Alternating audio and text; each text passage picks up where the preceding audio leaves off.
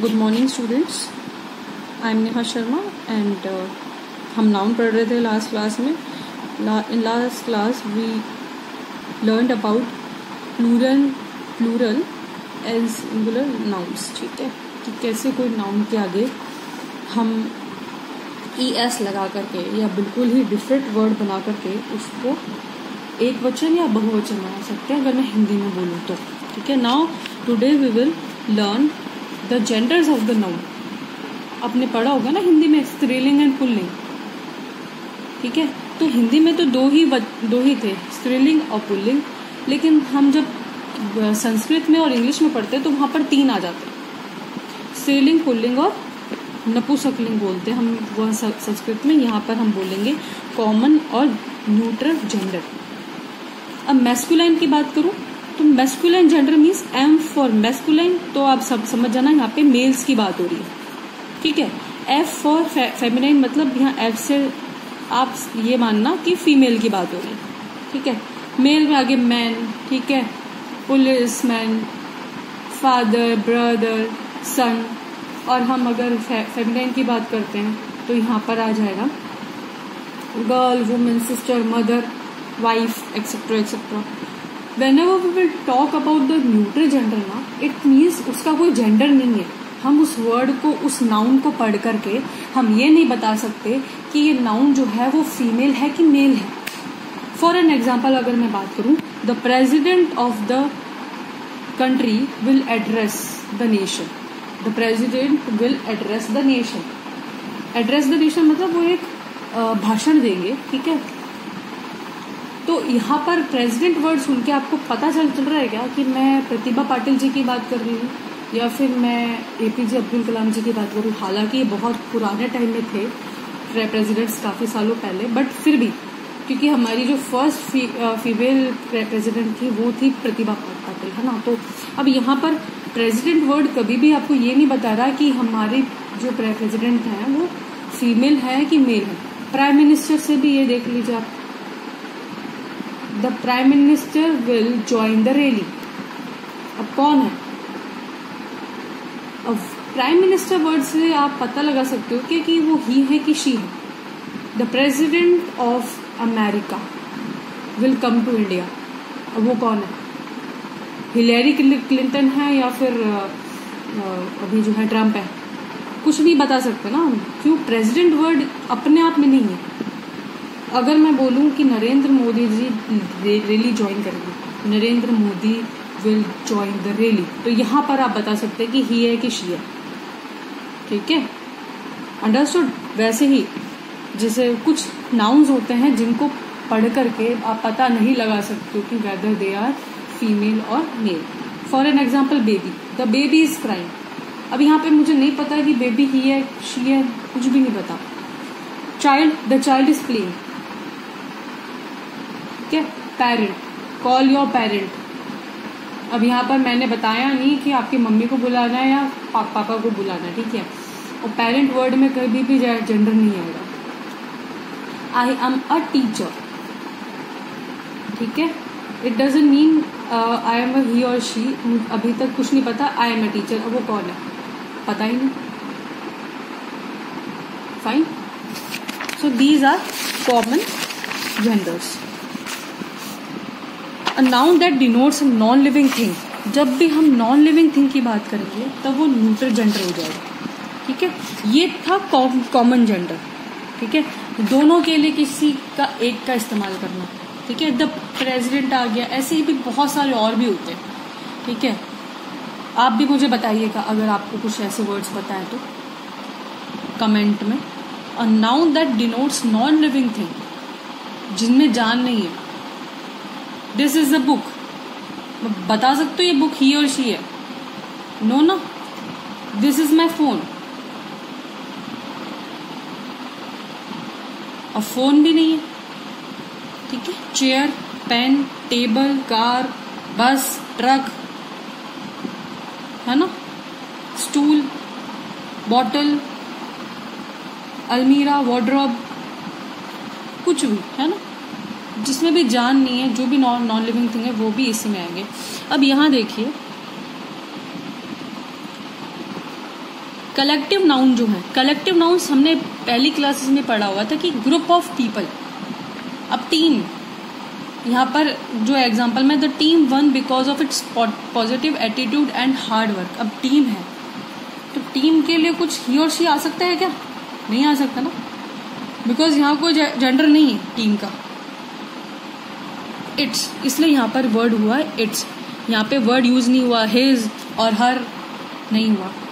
अब मैं यहाँ लिख दूं कि Mitali Raj one because of her positive attitude and hard work. By, because यहाँ पे मुझे पता है कि Mitali Raj is a female cricketer, ठीक है।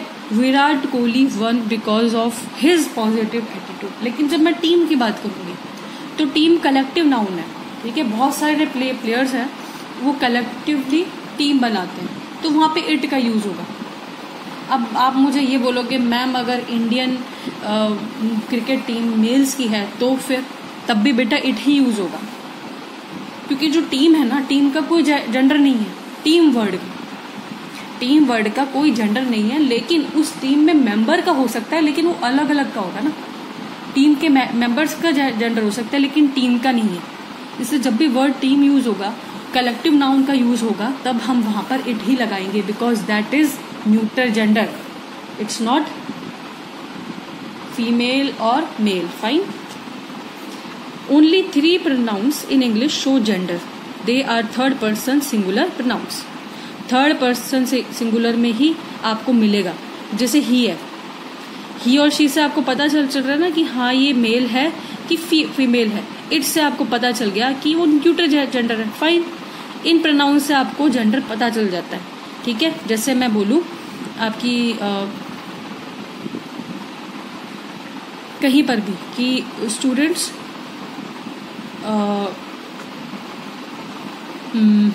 जैसे मैंने अभी आपको प्रेसिडेंट के बारे में बताया कि the president will address the nation, she will talk about the present scenario of the country. तो यहाँ पे शी आ गया। अब आपको पता चला कि नहीं चला कि यहाँ पे जो प्रेसिडेंट है वो शी है कि ही है? आ गया ना, पता चल गया ना। अब तो that's why these pronouns, third person singular pronouns, will tell you about the gender. Fine.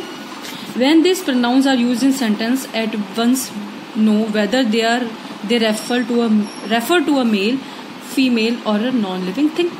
My brother is lazy. He rarely cleans his room. अब देखो, my brother पता चल गया ना। अब मैं यहाँ कर देती my sister is lazy. She rarely cleans her room. ठीक है। The girl answered the stranger that she does not know the way. Girl के लिए she आ गया। टाइगर के लिए, अब टाइगर यहाँ पर देखो बेटा, यहाँ पर मैंने आपको जैसे डॉग है, कैट है, ठीक है। अब आप कहोगे कि मैम ये तो नॉन लिविंग थिंग नहीं है, पर बेटा इनका जेंडर भी तो नहीं पता ना हमें। The dog is barking. अब मैं वहां पे ये जाके नहीं देख रही ना कि डॉग है कि फीमेल डॉग है, कुत्ता भौंक रहा है बस, ठीक है। उसमें कलेक्टिव नाउन आ गया, तब मैं यहाँ पर इट लगा दूंगी, ठीक है।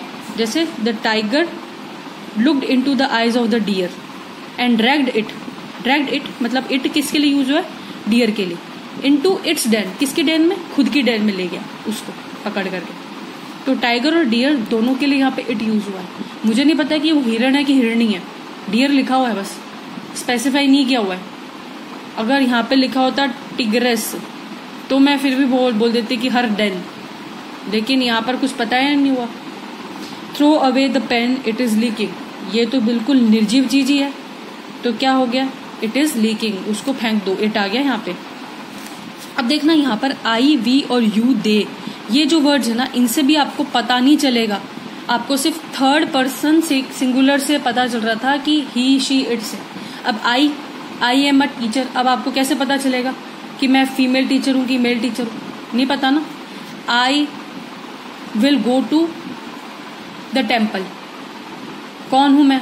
लड़की हूं, लड़का हूं, आई से कुछ नहीं पता चल रहा। We will play this game, we will कौन भाई? पता ही नहीं है इसमें भी। You have to do your homework, कौन भाई? ही को करना है या शी को करना है? We don't know yet. They का भी नहीं पता। They will ask you a question, कौन दे? है ना, कलेक्टिव है ये भी, इसमें भी आपको पता नहीं, वी में भी कलेक्टिव आगे पता नहीं कितने लोग होंगे, वी में भी कितने हैं, दे में भी कितने हैं, we don't know the gender of these words. तो जब भी ये नाउन्स ये प्रोनाउंस आएंगे तो आपको हमेशा यहाँ पर जो है इनमें जेंडर आपको नहीं पता चलेगा। कई बार क्या होता है, किसी भी नाउन के आगे ESS लगा देने से आप इसको फीमेल में चेंज कर सकते हो। हिंदी में कहते हैं ना पंडित, पंडिताइन, ठाकुर, ठकुराइन, ऐसा कुछ होता है उसमें। तो वैसे ही काउंट, काउंटेस, किसी भी जगह का जो हेड होता है उसको काउंट बोलते हैं, उसकी फीमेल होगी काउंटेस। जैसे पुराने टाइम में लॉर्ड होते थे ना, किंग्स होते थे, हिंदी में बोलो तो मैं सामंत वगैरह होते थे, वैसे ही जो ब्रिटेन जैसी कंट्री है वहां पर काउंट होते थे। ठीक है, तो काउंट की वाइफ होगी काउंटेस एयर। ये हेयर नहीं है, HEIR, एयर है ये, H इज साइलेंट, एयर आप इसको बोलेंगे ऐसे, मतलब उत्तराधिकारी हिंदी में बोले तो। ठीक है, एयर, एयरस, फाइन। अब यहाँ पर क्या होगा, जब भी हम किसी वर्ड की लास्ट सेकंड वर्ड देखेंगे तो वहां पर अगर वो वॉवल हुआ, AEIOU हुआ, तो उसको हटा देंगे, फिर ESS लास्ट में लगा देंगे। टाइगर का टिग्रेस, गवर्नर का देखो पीछे O आ रहा है, O हटा दिया, गवर्नेस। ठीक है, by adding masculine verb to make a compound verb. ठीक है, जैसे मिल्कमैन, मिल्कमैन मतलब दूध वाला, हिंदी में देखे तो मिल्क मेड, दूध वाली, मेड लगा दिया, तो यहाँ पे ये मेड वर्ड है, ये फीमेल्स के लिए यूज होता है। जैसे जो फॉरेनर शादी करते हैं तो उनमें क्या होता है, जो लड़कियों की जो दुल्हन होती है उसकी फ्रेंड्स को बोलते हैं हम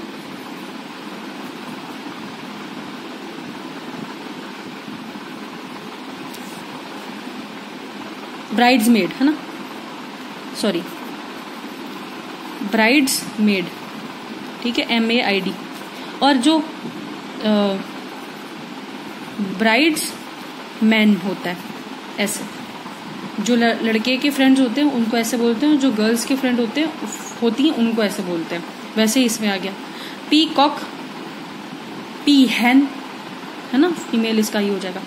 थर्ड टाइप में हम क्या करते हैं, एंटायरली वर्ड को ही बदल देते हैं। जैसे मैं अगर बोलूं तो आदमी, औरत, है ना, वैसे तो बक, ये टाइप की बर्ड होते हैं, बक का फीमेल हो जाएगा डो।